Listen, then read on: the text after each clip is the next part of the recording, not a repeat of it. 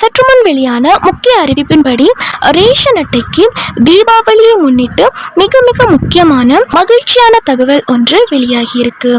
இந்த ஒரு அறிவிப்பில் என்னென்ன தகவல்கள் சொல்லியிருக்காங்க அப்படிங்கிறத பற்றி தான் இந்த வீடியோவில் டீட்டெயில்டாக நம்ம பார்க்க போகிறோம்.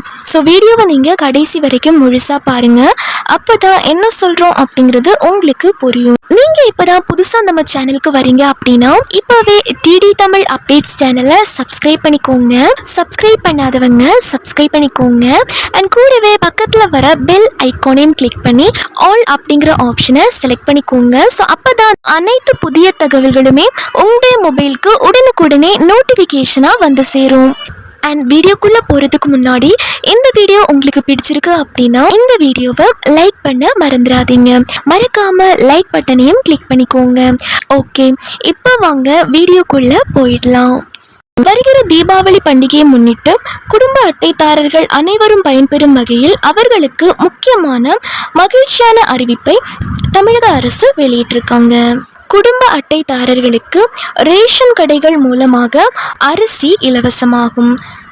கோதுமை, துவரம் பருப்பு, சீனி, சமையல் எண்ணெய் உள்ளிட்ட அத்தியாவசிய பொருட்கள் மலிவு விலையில் வழங்கப்பட்டும் வருகிறது. இதனால் ஏழை எளிய மற்றும் நடுத்தர மக்கள் மிகவும் பயன்பெற்றும் வருகின்றனர். மேலும் ரேஷன் அட்டைதாரர்களுக்கு தமிழ்நாடு அரசு சார்பாக பல்வேறு உதவிகள் மற்றும் சலுகைகளும் வழங்கப்பட்டு வருகின்றன. குறிப்பாக ரேஷன் கார்டு வைத்திருக்கும் குடும்பங்களில் உள்ள பெண்கள் அனைவருக்குமே ஒவ்வொரு மாதமும் 1000 ரூபாய் உரிமை தொகை அப்படிங்கிறது அரசு தரப்பில் இருந்து வழங்கப்பட்டும் வருகிறது.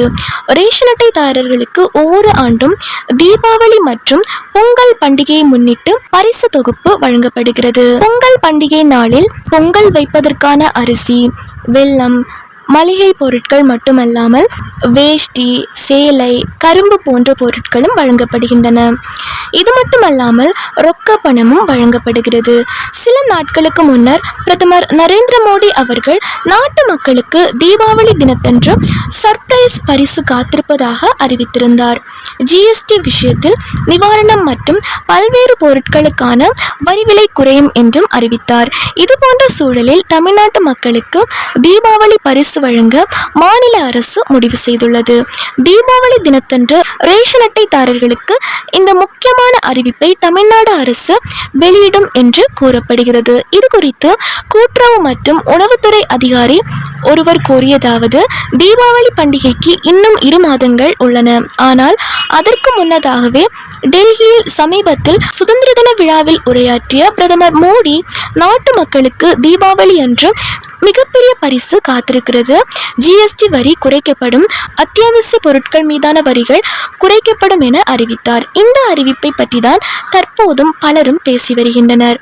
அதனுடன் போட்டி போடும் வகையில் பொங்கலுக்கு 2 மாதங்களுக்கு முன்னதாகவே, அதாவது அக்டோபரில் தீபாவளி சமயத்தில் பொங்கல் பரிசாக 5000 ரூபாய் வழங்கும் அறிவிப்பை தமிழக அரசு வெளியிட உள்ளது. இதனால் அரசுக்கு 10,000 கோடி ரூபாய் செலவாகும்.